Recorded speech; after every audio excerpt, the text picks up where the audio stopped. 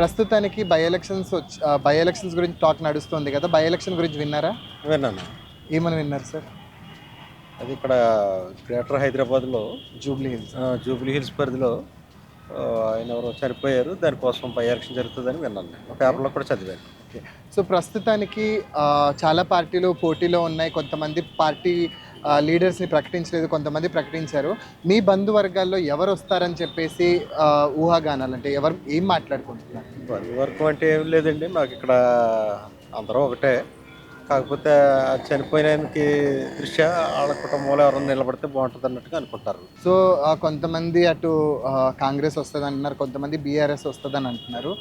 మీరేమనుకుంటున్నారు? అంటే మీరంటే మీ పర్సనల్ ఒపీనియన్ కావచ్చు, లేదంటే మీ ఫ్రెండ్ సర్కిల్స్లో.